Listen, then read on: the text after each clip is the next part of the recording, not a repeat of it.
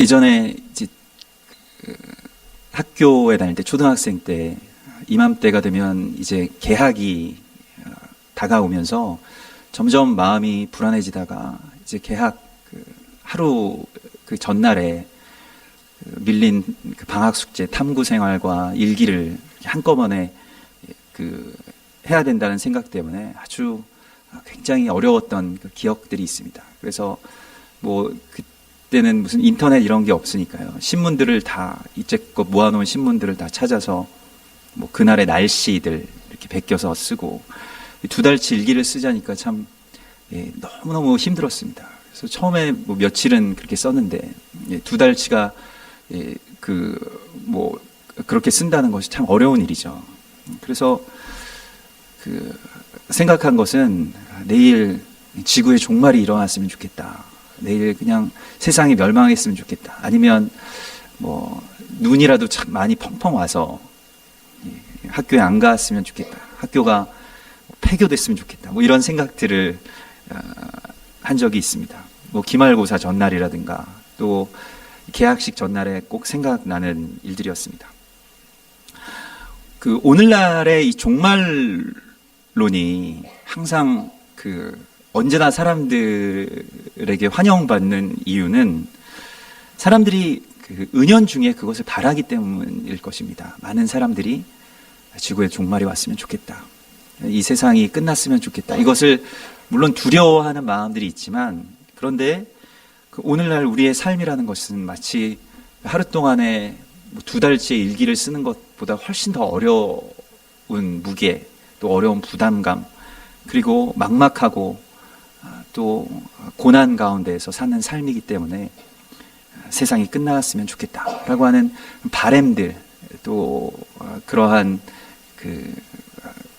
이렇게라도 됐으면 좋겠다라고 하는 생각들을 가지고 있는 것 같습니다. 세상의 끝은 어떤 모습일까 하는 것이 계시록에 게시되어 있습니다. 이 계시록은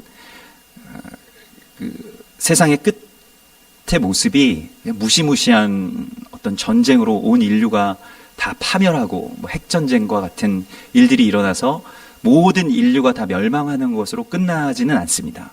그것은 어떤 작은 일부의 모습이고 그러한 과정들이 물론 있겠지만은 그 영화적인 상상력은 거기까지가 한계이지만은 그러나 계시록에서는 그 모든 마지막 때의 뭐 전쟁, 멸망, 심판 이런 것으로 하나님께서 세상을 그냥 종료시키지 않는다는 것입니다. 하나님이 세상을 몰살시키시려고 아니면 세상의 사람들을 다 심판하시기 위해서 이 땅 가운데 오셔서 십자가에서 죽으시지는 않았을 것입니다. 하나님의 참된 그 창조의 본질이 드러나는 것이 세상의 마지막입니다. 그것은 그래서 요한계시록은 다시 창세기와 연결됩니다. 그러나 분명한 것은 세상은 무너져 가고 있다는 것입니다. 세상의 모든 사람들이 쌓아놓은 인간의 왕국들은 붕괴되고 하나님의 나라가 임하게 되는 것이 계시록의 또한 참된 진리입니다. 이 붕괴와 심판이 있은 후에야 이 땅에 새 하늘과 새 땅이 임하게 되는 것입니다. 우리는 뭐 좋은 세상을 만들 수 있고 열심히 노력해서 어떤 사람의 유토피아를 만들 수 있고 또 뭐 그런 유토피아까지는 아닐지라도 우리가 열심히 뭔가를 노력하고 성취하면 행복한 삶을 살 수 있다. 언젠가는 좋은 날이 올 것이다. 라고 생각하는 그 인간의 바벨탑을 붕괴시키는 것. 이것이 또한 계시록의 참된 계시이고 또한 우리의 삶 가운데 주시는 하나님의 마지막 때의 모습, 또 우리의 인생 가운데 있는 참된 심판의 날을 기다리는 주님의 백성들의 자세인 것입니다. 열심히 살고 또 그렇게 해서 무엇인가를 이루어내고 또 돈도 많이 벌고 성공하면 언젠가는 하나님의 나라가 올 것이다. 아니면 언젠가는 좋은 날들이 올 것이다. 언젠가는 내가 하나님도 기뻐하시고 또 우리 가족도 행복하고 또 사람들 앞에서도 당당한 그런 날이 올 것이다 라고 생각하고 그것을 선포하는 이상한 신학이 오늘날 그 교회들 가운데 있습니다. 그것은 하나님께서 말씀하시는 천국의 모습이 아닙니다. 그것은 이 세상 사람들이 말하는 어떤 유토피아, 또한 이 세상 사람들이 쌓아 올리는 바벨탑과 같은 것입니다. 하나님의 나라는 사람들의 어떤 노력으로 쌓아 올려지는 바벨탑이 아니고, 또 성공을 통한, 또 자아의 성취, 뭐 행복이라고 하는 그런 교만의 탑들이 아니고, 오히려 그것이 붕괴되었을 때 시작되는, 내려오는, 하늘로부터 내려오는 하나님의 나라, 또 하나님의 시간인 것입니다.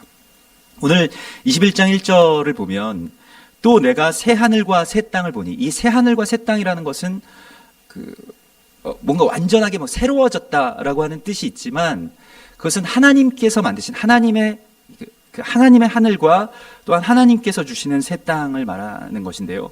그것을 보니 처음 하늘과 처음 땅이 없어졌고 바다도 다시 있지 않더라, 이렇게 나옵니다. 근데 여기서 가장 우리가 그제와 어제도 함께 이 말씀을 김우영 감독님 오셔서 세미나 가운데 함께 나누었습니다만은, 여기서 하나 문제가 되는 그 번역이 있는데, 처음 하늘과 처음 땅이 없어졌고 라고 하는 그 원어를 보면 없어졌다라는 의미가 아니라, 이 파렐 코마이라고 하는 이 단어는 새 하늘과 처음 하늘과 처음 땅이 곁으로 오셨다라는 뜻입니다. 그래서 처음 하늘과 처음 땅이 우리의 곁으로 와서 어떻게 되냐면 없어지게 되는 것이죠. 곁으로 와서 소멸되는 것이 아니라, 말하자면 뭔가 둘로 나누어져 있던 것이 곁으로 와서 하나가 되는 것입니다. 그러면 그 대상 자체가 사라지는 것과 같은 것이죠. 이것은 그게 예전의 것들이 다 없어졌다 이런 뜻이 아니라, 오히려 처음 하늘과 처음 땅이 우리의 곁으로 다시 왔다, 다시 회복되었다라는 뜻입니다. 이것이 곧 에덴의 회복인 것입니다. 계시록은 처음 하늘과 처음 땅의 회복에 대한 말씀을 담고 있습니다. 처음 하늘과 처음 땅이 없어졌고 바다가 다시 있지 않았다. 바다라고 하는 것은 성경에서 보면 사망의 권세, 음부, 그리고 그 사람들을 다 죽이고 미혹 가운데 빠뜨리게 되는 것이 바다죠. 그래서 그 바다를 하늘의 거룩한 물이 덮는 것을 구원의 완성으로 성경이 말하고 있습니다. 우리가 노래하는 것과 같이 물이 바다를 덮은 것 같이 라고 말할 때, 물이 바다를 덮는다고 하는 것은 하늘의 물, 곧 말씀이 이 땅의 음부의 권세들, 사망의 권세를 덮는다라는 것을 말씀하고 있습니다. 그래서 이사야서 11장과 또 하박국서 2장에서 물이 바다를 덮은 것 같이 이 세상이 어떻게 되냐면 여호와의 영광을 아는 지식으로, 여호와를 아는 지식으로, 또 여호와의 영광을 인정하는 것으로 충만해진다라고 말씀하신 것입니다. 이것이 처음 하늘과 처음 땅이 내려오는 것과 같은 것입니다. 그래서 그 에덴의 회복, 처음 하늘과 처음 땅의 회복이 이 마지막 때에 일어난다는 것입니다. 그러면 처음 하늘과 처음 땅은 무엇이냐? 그것은 바로 다른 말로 새 예루살렘으로 표현이 되어 있는데, 이 예루살라임이라고 하는 말은 평강의 성읍이라고 하는 곳입니다. 평강의 성이라는 것입니다. 그러니까 샬롬의 상태, 이 샬롬의 상태라는 것은 무엇이냐면, 시편 23편 1절에 나온 여호와는 나의 목자이시니 내게 부족함이 없으리로다 하는 것이 참된 샬롬의 상태입니다. 그러니까 참된 평강이라고 하는 것은 부족함이 없는 상태, 하나님과 내가 함께 있음으로 해서 내가 아무것도 없지만, 처음 하늘과 처음 땅 그 에덴에서 아담과 하와가 다 벌거벗고 말 그대로 집도 없고 차도 없고 직장도 없었습니다마는, 그러나 그는 참된 평강의 상태 가운데 있었습니다. 하나님으로만 말미암아서, 또 하나님의 말씀으로만 말미암아서 참된 평강이 그 안에 임하였던 것입니다. 이것이 이 땅에서 사단이 계속해서 요구하는 어떤 조건에 따른 평강, 그것을 다른 말로는 행복이라고 할 수 있겠습니다. 그러니까 당신은 이런 차를 가지면 우리나라 대한민국의 1% 안에 들어갈 수 있습니다. 이런 집에 사셔야지 당신이 아주 좋은 그리고 멋진 사람이 될 수 있습니다. 라고 계속해서 요구하는 것이죠. 마치 오늘날에는 이제 우리가 어디에나 가나 마주칠 수 있는 광고 같은 것이죠. 이거 한 입 베어 물면 굉장히 좋은 것을 맛볼 수 있습니다. 그래서 없어도 되는데, 없어도 평안한데 이걸 있어야 된다라고 주장하는 것이죠. 뭐 그래서 항상 뭐 지금은 뭐 돌아가신 분이니까 제가 말씀합니다만은 그 아이패드나 아이폰 그 선전하고 발표할 때 항상 뭐 이런 거를 이렇게 들고 이게 있어야 당신들이 행복해질 거라고 얘기하던 그 분의 얼굴이 항상 창세기 3장에 인간의 범죄하는 것과 항상 겹쳐졌습니다. 그래서 뱀이 이렇게 내려와서 이거 한 입만 베어물면 얼마나 좋겠냐. 로고도 똑같죠. 그래서 한 입만 베어물면 당신은 굉장히 좋은 세상 가운데서 마치 하나님과 같이 될 수 있을 거다라고 그렇게 눈빛과 그런 것도 뭐 망자를 뭐 욕되게 할 생각은 없습니다만은 아무튼 이 세상의 어떠한 조건, 무엇인가를 소유하고 무엇인가를 가지면 당신들이 행복할 것이다 라고 하는 것이 사단이 우리 가운데 항상 속삭이는 것입니다. 본격적으로 속삭이죠. 그리고 당신이 지금 불행한 이유는 뭔가 우리가 부족함이 없음에도 불구하고 당신이 불행한 것을 창조해내는 것이 사단의 일입니다. 너 스마트폰 없잖아. 불행하지 않냐? 저는 하나도 불행하지 않거든요. 스마트폰이 없어도 굉장히 좋아요. 그래서 뭐 항상 이 주머니에서 뭐 이 투지폰을 꺼내어 들면 아직도 그런 걸 쓰시냐고. 그래서 뭐 무슨 카카오톡을 하고 뭘 하면 얼마나 좋은데 안 해도 난 좋은데 근데 계속해서 막 좋다고 다들 이야기하더라고요. 그래서 꼭 그래야 좋은 건가 하는 생각들이 듭니다. 그런데 진리라는 것은 새 하늘과 새 땅이라고 하는 것은 예전에 처음 하늘과 처음 땅의 그 평강, 새 예루살렘, 그 완전한 샬롬이 이 땅 가운데 내려오는 것인데 그것은 무엇을 가져서 아니면 무엇을 성취해서 평강이 임했던 것이 아니라 아무것도 없고 하나님만 있는 상태에서 참된 평강이 임했던 것입니다. 그 새 예루살렘이 내려오는 모습이 어떤 모습이었냐면 마치 신부가 남편을 위해서 단장한 것 같더라. 신부 화장을 한 것 같다라고 그렇게 얘기하고 있습니다. 신부 화장은 정말 마술이죠. 그래서 예전에 저희 그 친구들 가운데 이렇게 이 외모 비주얼이 아주 그렇게 뛰어나지 않은 한 자매가 하나 있었습니다. 그래서 근데 그 자매가 이제 결혼한다 그래서 뭐 키도 작고 얼굴이 그렇게 아름답지는 않았습니다. 솔직히 말해서. 그래서 뭐 그런 자매였는데 그 자매가 결혼한다고 해서 이제 결혼식장에 축하하러 갔습니다. 근데 신부 대기실에 정말 웨딩 드레스를 입고 앉아 있어요. 그래서 다 같이 남자 그 형제들이 가서 야, 너무 예쁘다 이렇게 말을 해야 되는데 어떤 한 친구가 좀 실수를 했습니다. 너도 예쁘다. 이런 말을 했더니 그 신부의 낯빛이 화나던 낯빛이 변했던 기억이 납니다. 너도 예뻐질 수 있구나 이런 의미로 그 친구가 들었던 것 같아요. 그래서 마음이 좀 상심했던 기억이 있는데 오늘 여기서 말하는 신부의 단장이라고 하는 것은 단순한 어떤 메이크업이 아닙니다. 이 단장, 여기서 단장이라는 단어는 코스메오라는 단어를 쓰는데 코스메오라고 하는 단어는 뭐 말 그대로 코스메틱의 그런 어원이 되죠. 코스메틱이 이제 화장한다는 얘기인데요. 그런데 코스메오 이것이 뭐 이렇게 찍어 바르고 뭐 그리고 하는 정도의 수준의 이야기가 아니라 이 코스메오라고 하는 것은 우주의 질서가 회복된다라는 뜻을 가지고 있습니다. 모든 것이 제자리로 돌아간다는 뜻을 가지고 있습니다. 이것은 코스모스에서 나온 것이에요. 우주의 참된 질서, 처음의 질서가 회복되는 것이 신부가 단장을 하는 것과 꼭 같다는 것입니다. 모든 것이 제자리로 돌아가는 것. 예전에 참된 평강의 상태 가운데로 그걸 되돌려 놓는 것. 그러니까 오히려 여기서 말한 신부의 단장이라고 하는 것은 이 덕지덕지 칠해져 있던 이 세상의 모든 분칠들을 다 벗겨내는 것을 말하는 것입니다. 성경에서 화장하는 여인의 모습이 딱 한 번 등장하는데 구약에서 악녀인 이세벨이 화장을 합니다. 죽기 전에. 그래서 화장을 하면서 죽음을 기다립니다.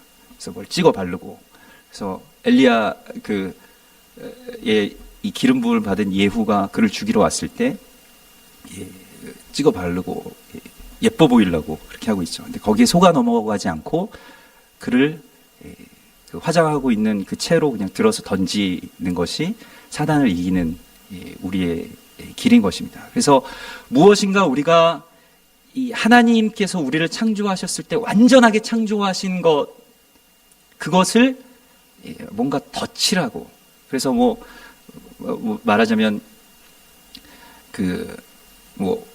미켈란젤로의 그림이나 아니면 모나리자 같은 그러한 작품들에 뭔가 누가 덧칠을 해놓으면 그건 재앙이죠. 그것들을 다 걷어내는 것이 처음 하늘과 처음 땅의 회복, 곧 마지막에 오늘 우리 가운데 일어나는 일인 것입니다. 그것을 우리가 해나가는 것이 결국에는 새 예루살렘이 내려오는 것인데, 신부가 단장을 하는 것은 무엇을 한다기보다는 무엇을 걷어내는 데의 의미가 있습니다. 그러므로 오늘 3절에 보면 내가 들으니 보좌에서 큰 음성이 나서 이르되 보라 하나님의 장막이 사람들과 함께 있습니다. 이것이 이제 신부의 단장과 같은 것인데요. 하나님의 장막이 사람들과 함께 있으며 하나님이 그들과 함께 계시리니 그들은 하나님의 백성이 되고 하나님은 친히 그들과 함께 계시리라. 여기서 함께라는 말이 계속 3번 등장하게 되는데, 이 함께라는 말은 그냥 옆에 같이 있다, 말하자면 같이 걷는다 이런 뜻이 아니라 중심에 있는다라고 하는 말입니다. 이것은 뭔가 우리가 옆에 둔다라는 것이 아니라 하나님의 말씀이 중심 가운데 장막이 된다는 것이죠. 하나님의 장막, 구약에서 광야에서 이스라엘 백성들이 장막을 칠 때에 하나님의 성막이 맨 가운데에 있고 그 가운데 장막을 중심으로 자신들의 텐트를 치게 되는 것입니다. 이것이 하나님의 말씀인 것이죠. 요한복음 1장 14절에서 말씀이 육신이 되어 우리 가운데 거하심에 우리가 그의 영광을 보니 아버지의 독생자의 영광이 은혜와 진리가 충만하더라 할 때에 말씀이 육신이 되어 우리 가운데 거하심에라는 말은 오늘 이 3절의 말씀과 꼭 같습니다. 우리 가운데 장막이 되심에, 우리 가운데 장막으로 임하심에라는 뜻입니다. 말씀이 육신이 되어서 우리 가운데 하나님의 장막이 되는 것입니다. 그래서 그것이 이제 우리 지난주에 계속 보고 있는, 새벽 예배 때 보고 있는 토라 포션의 말씀이 성막의 말씀인데, 그것과 이제 같이 일치되는 것인데, 결국 신부와 신랑의 신방이 곧 장막인 것입니다. 신랑과 신부가 함께 들어가는 신방, 그곳이 바로 장막인데, 그 장막은 무엇이냐? 말씀이라는 것이죠. 아주 두근두근한 마음으로, 설레이는 마음으로, 그리고 아주 기쁜 마음으로 그곳에 들어가는 것, 그것이 바로 장막인 것입니다. 이것은 예수 그리스도이시고 또한 예수 그리스도는 말씀인 것입니다. 은혜와 진리가 충만하더라 말씀하시는데, 모든 백성은 이 장막을 중심으로 자신들의 집을 짓고 또 자신들의 삶을 기경해 나가는 것입니다. 그래서 성경에서 말씀, 말하다라는 그 단어가 이 다바르라고 하는 단어를 쓰는데, 이 다바르라고 하는 단어는 기경하다라는 뜻을 가지고 있습니다. 그러니까 꼭 같은 의미를 가지고 있는데, 이스라엘 백성들이 기경할 때 어떻게 하냐면 기둥을 하나 박아놓고 쟁기를 끄는 소를 이렇게 밀면서 동그랗게 계속해서 밭을 갈아 나가는 것입니다. 말씀이 중심이 돼서 그것을 계속 갈아 나가는 것이죠. 이것이 다바르입니다. 이렇게 말씀이 중심이 되는 삶을 살아가면 사망이 없고 애통하는 것이나 아픈 것이 다시 있지 않겠다라고 말씀하시는 것입니다. 오늘날 이 시대 가운데 가장 필요한 것, 가장 화두가 되는 말이 힐링이죠. 치유가 필요한 세대 가운데 우리가 살아가고 있는데, 무엇인가 상처가 나고 또 어디 하소연할 때도 없고, 그리고 계속 몸은 아픈데 누가 치유할 수도 없고 병원에 가도 특별한 병명이 없고 계속해서 그런 일들이 일어나고 스트레스를 계속 받는데, 이거 어디 가서 어떻게 치유를 받을 수 있을지 잘 모르는 세상 가운데서 살아가고 있죠. 그런데 그 치유가 어디에서 일어나느냐? 바로 말씀이 중심이 된 삶에서부터 치유가 시작된다는 것입니다. 그러면 말씀이 중심이 되는 삶이라고 하는 것은 과연 무엇일까요? 여러분, 어떻게 해야 말씀을 중심으로 해서 우리가 살 수 있을까요? 이것이 새 예루살렘이고 이것이 마지막 때의 하나님의 백성들의 모습이라면 어떻게 이 말씀을 중심으로 해서 살 수 있을까요? 그것에 대한 적용이 오늘 이 본문 가운데 그대로 드러나 있습니다. 5절에 보면 보좌에 앉으시니가 이르시되 보라 내가 만물을 새롭게 하노라 하시고 또 이르시되 이 말은 신실하고 참되니 기록하라 말씀하십니다. 어떻게 하라 그랬습니까? 기록하라고 말씀하십니다. 이것은 그냥 사도 요한에게만 이 말씀을 기록하라고 말씀하신 것이 아니라 지금 이 말씀이 내가 만물을 새롭게 할 이 말씀을 너희에게 주었으니 이 말씀을 기록하라고 말씀하시는데 이 기록하라고 하는 것은 받아 적으라는 말씀보다 더 강력한 말씀입니다. 이것은 그라포라고 하는 단어인데 색이라는 것입니다. 돌에 속공들이 돌을 깎아서 망치로 정을 쳐서 돌을 잘라내고 깎아서 새기는 것과 같이 그것을 새기라는 것입니다. 말씀을 새기라는 것입니다. 돌덩어리 같은 우리의 인생 가운데, 우리의 마음 가운데 말씀을 새겨내라는 것입니다. 그럼 어떻게 새겨낼 수 있을까요? 에스겔서 11장에 보면 먼저는 11장 18절에 보면 그들이 그리로 가서 그 가운데의 모든 미운 물건과 모든 가증한 것을 제거하여 버릴지니라. 먼저는 우리 안에 있는 모든 우상들을 제거하는 것인데요. 그 우상들은 자아의 모습을 의미합니다. 근데 어떻게 제거하냐면 내가 그들에게 한 마음을 주고 그 속에 새 영을 주며 그 몸에서 돌 같은 마음을 제거하고 살처럼 부드러운 마음을 주겠다라고 말씀하십니다. 그러니까 돌 같은 마음을 제거하는 것, 말씀의 기경이 있기 위해서는 내 안에 있는 돌을 제거하고 깎아내야 되는데 그것은 무엇으로 되냐면 우리의 열심으로 되는 것이 아니라 성령의 임재로 되는 것입니다. 말씀을 많이 아는 것이 중요한 것이 아니라 성령께서 말씀이라고 하는 좌우의 날선 검을 통해서 우리의 돌덩어리 같이 단단한 마음들을 깎아내시는 것입니다. 우리의 마음이 얼마나 단단한지는 깎아져 봐야 합니다. 그 전에는 몰라요. 자기가 얼마나 완고한지, 자기가 얼마나 비뚤어져 있는지. 하나님께서 우리 가운데 주신 이 밭, 이 나의 삶이라고 하는 밭에 얼마나 많은 돌덩어리들이 있는지를 자기 자신이 모른다는 데 있습니다. 계속해서 내가 나 자신을 볼 때 메이크업을 한다는 것이에요. 자기 기만 가운데 살고 있어요. 내가 굉장히 괜찮은 사람이다. 또는 내가 말씀을 많이 알고 말씀대로 살고 있다. 아니면 내 삶은 그것보다 더 중요한 것들이 많이 있어. 말씀대로 사는 것, 말씀을 중심으로 해서 사는 것보다는 더 중요한 문제들이 많이 있어. 그래서 그냥 말씀은 저기 직업적인 목회자들이나 갖는 것이고 우리는 그냥 뭐 일주일에 한 번씩 설교 듣는 것으로 만족한다 하는 그러한 모든 것들이 다 제거되는 것입니다. 그래서 돌과 같은 마음이 제거되고 살처럼 부드러운 마음을 주어서 성령께서 어떻게 하시냐면 에스겔서 11장 20절의 말씀, 내 율례를 따르며 내 규례를 지켜 행하게 하리니 그들은 내 백성이 되고 나는 그들의 하나님이 되리라. 이것이 오늘 이 계시록 21장의 말씀과 연결됩니다.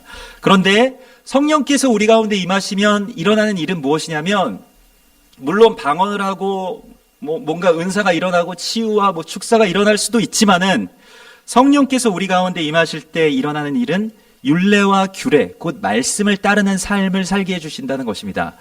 그러면 율례와 규례, 그러니까 성령께서 말씀을 통해서 우리를 깎아서 만드시는 그 말씀의 사람의 모습은 어떤 모습이냐? 율례와 규례를 지키는 삶인데 율례와 규례를 지키는 삶은 어떤 삶일까요? 십계명을 다 지키는 삶이지만 더 나아가서 율례와 규례를 지키는, 성경에 나온 모든 율례와 규례는 갈라디아서 5장 14절에 보면 온 율법은 내 이웃 사랑하기를 내 몸과 같이 하라 하신 한 말씀에 다 이루었다라고 말씀하고 있습니다.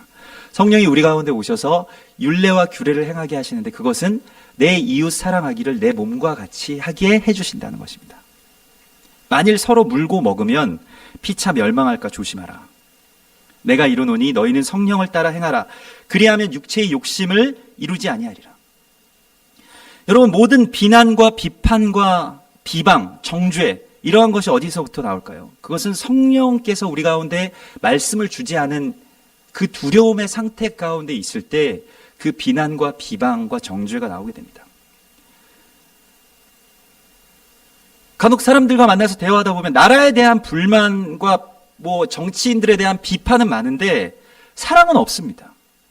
교회에 대한 비난과 뭐 어떤 목회자, 어떤 교회에 대한 문제의 지적들은 다들 전문가인데 정말 애통하는 눈물로 기도하는 사람들이 없다는 것이에요. 사랑과 긍휼의 눈물, 그것을 갖게 해주시는 것은 성령님의 역사이십니다. 성령님께서 그것을 우리 가운데 부어주시는 것이 바로 말씀이 중심이 되어 살아가는 사람들의 모습이라는 것입니다. 우리는 비판하는 대신에 기도할 수 있습니다. 우리는 정죄하는 대신에 사랑할 권리가 있습니다. 그런데 이것을 다 잃고 그냥 두려움 가운데서 두렵기 때문에 비판하고 정죄하는 거예요. 여러분, 이 간혹 우리가 그 개들을 보면 조그만 개가 막 짖잖아요. 그 무서워서 짖는 겁니다. 조그만 개가 조그만 개일수록 이런 치아와나 이런 좀 작은 개일수록 계속 막 사람을 보면 막 짖는데 그게 두려워서 그러는 겁니다. 큰 개들은 어떻습니까? 안 짖죠. 그냥 한번 보고 맙니다. 잘 쳐다보지도 않아요. 정말 좋은 개들, 뭐 정말 그 순수 혈통의 무슨 세파드나 뭐 시베리안 뭐 그런 개들은 옆에 가면 그 기가 있습니다. 사람 잘 보지도 않습니다. 왜 그럴까요? 자기는 대안이 있으니까요. 짖지 않아도 내가 이기니까. 그런데 막상 아무런 대안, 아무런 이길 수 있는 힘이 없는 사람들은 짖는 거죠. 작은 개들처럼 계속 뭐 이게 문제니 저게 문제니 뭐 누가 문제니 뭐 어떤 것이 잘못되었느니 계속해서 그것밖에는 할 수가 없는 것입니다. 그러나 오늘 성경의 말씀은 두려워하는 자들과 믿지 아니하는 자들과 우상숭배자들은 지옥불의 심판을 받을 것이다 라고 말씀하십니다. 두려워하는 자들, 왜 두렵습니까? 대안이 없기 때문에 두렵잖아요. 왜 두렵습니까? 욕망을 채워주지 않기 때문에 두렵잖아요. 그래서 계속 두려운 것입니다. 그런데 하나님께서 우리 가운데 임하시면 참된 샬롬의 상태로 들어가게 되는데, 그러면 모든 것을 참으며 모든 것을 견디며 모든 것을 이기느니라. 소망이 없는 사람은 두렵게 되어 있습니다. 나라에 대해서 아무런 대안이 없는데, 뭐 나라는 이렇게 문제고, 교회에 대해서 아무런 대책이 없는데 교회가 이렇게 문제고, 그럼 나는 어떻게 해야 돼? 할 수 있는 것이 아무것도 없기 때문에 그냥 계속, 좀 심한 말이지만 정말로 개처럼 짖는 것 외에는 아무것도 못하는 것이죠. 그런데 하나님께서는 오늘 우리 가운데 이 두려움을 이기는 믿음을 주시는 것입니다. 이것이 말씀이고, 말씀을 가진 사람들은 기도할 수 있는 능력이 있고, 말씀을 중심으로 두고 사는 사람들은 성령 안에서 참된 사랑을 베풀 수 있게 되는 것입니다. 이웃을 내 몸과 같이 사랑을 하게 되는 것입니다. 아니, 어디에 누가 만약에 내 몸, 뭐 꼭 내 몸이라고 하기는 좀 어렵다고 할지라도, 만약에 뭐 나의 어머니나 또 나의 자녀들의 모습으로 그가 있다고 생각한다면 그런 어떤 비난과 정죄와 비판들을 우리가 함부로 입에 담지 못할 것입니다. 그렇죠. 뭔가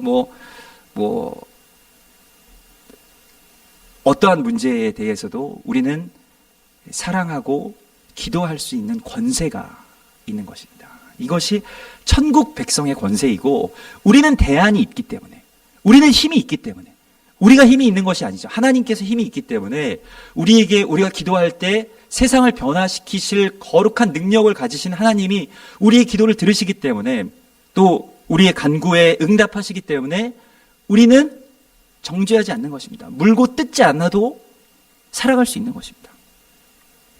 우리는 이와 같이 성령께서 돌덩어리 같은 우리의 자아를 깎아서 말씀의 진리와 공의 그리고 사랑을 새겨주시는 역사를 일으키실 것을 간구해야 됩니다. 이것을 우리가 놓고 기도해야 되는 것입니다. 여기에 대하여서 이 목마른 자들에게 내가 영원히 목마르지 아니하는 생수를 주겠다고 말씀하십니다. 생명수를 목마른 자들에게 주겠다고 말씀하십니다. 그냥 아무에게나 주시는 것이 아니라 목마른 자들에게만 주시겠다고 말씀하시는 것입니다. 이것을 향한 목마름이 있어야 됩니다. 어떻게 해야 행복하게 사는 것인가? 돈을 벌고, 자녀들이 잘 되고, 내가 건강하면 행복한가? 그러한 것이 아니라, 말씀이 육신이 되는 삶, 말씀이 중심이 되는 삶을 향한 참된 목마름이 있을 때, 거기에 부어지는 것이 생명수, 영원히 목마르지 아니하는 생수인 것입니다. 여러분, 정말 복된 삶이라고 하는 것은 이 말씀의 기갈, 이 말씀에 대해서 정말로 숨을 헐떡이면서 목마른 사슴이 그 시냇물을 찾아서 헤매는 것과 같지만 숨을 헐떡이면서 이 말씀을 나에게 좀 주시옵소서라고 간구하는 자가 참으로 복이 있는 자라는 것입니다. 뭐 이번에 뭘 사야 되는데, 뭐가 없으면 안 되는데, 핸드폰이 있어야 되는데, 뭐가 있어야 되는데, 여기에 기갈이 있는 것이 아니라, 말씀에 대한 기갈이 있는 자가 참으로 복된 자라고 성경이 말하고 있습니다. 이것이 바로 가난한 자, 하나님의 나라, 그 심령이 가난한 자인 것이죠. 아모스서 8장 11절에 보면, 주 여호와의 말씀이니라. 보라, 날이 이를지라. 내가 기근을 땅에 보내리니 양식이 없어 주림이 아니며 물이 없어 가람이 아니요 여호와의 말씀을 듣지 못한 기갈이라. 여호와의 말씀을 듣지 못한 기갈을 우리가 경험하고 또한 우리가 그것을 체감할 수 있다면 그가 바로 생명이 있는 자, 살아있는 자입니다. 그런데 죽은 것은 느끼지 못하죠. 돌덩어리는 그것을 느끼지 못합니다. 말씀이 있든 없든 그냥 아주 돌과 같이 굳어져서 아무런 가람이 없고 아무런 배고픔을 느끼지 못해요. 그러나 결국 성령께서 우리 가운데 임하시면 바로 이 말씀의 기갈, 말씀을 정말로 마시고 싶습니다. 말씀을 정말로 내가 먹고 싶습니다. 말씀대로 살고 싶습니다. 말씀에 나온 그 성취대로 내가 정말로 살아가고 싶습니다라고 하는 그 갈망을 갖게 되는 것입니다. 여러분, 예수를 믿을 때 어떤 갈급함을 가지고 예수를 믿어야지 그냥 팔짱을 끼고 그냥 되는 대로 내가 나의 삶은 건드리지 마시고 그냥 당신들이 하시는 대로 하십시오. 나중에 죽을 때 천국이나 가게 해주세요. 이렇게 하는 것은 천국의 진정한 본질이 아닙니다. 천국 죽어서 가는 게 아니라 지금 내가 말씀대로 사는 삶을 통해서 나에게 임하시는 첫째 하늘과 첫째 땅인 것입니다. 그래서 결국 세상은 또 우리의 삶은 이 진리의 진리의 말씀 가운데 목마른 자들을 통해서 하나님의 나라가 회복되는 것, 이것이 세상의 끝, 곧 우리의 삶의 계시록인 것입니다. 여러분, 오늘 주님께서는 이렇게 말씀하십니다. 이기는 자는 이것들을 상속으로 받으리라. 나는 그의 하나님이 되고 그는 내 아들이 되리라.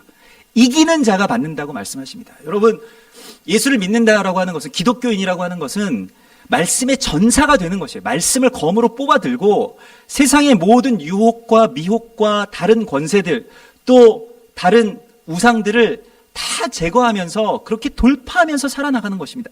이기는 것이고 싸우는 것입니다. 그냥 여기에서 어떤 우리의 투쟁심들이 있어야 돼요. 이 악한 세상과 또한 이 세상의 미혹으로부터.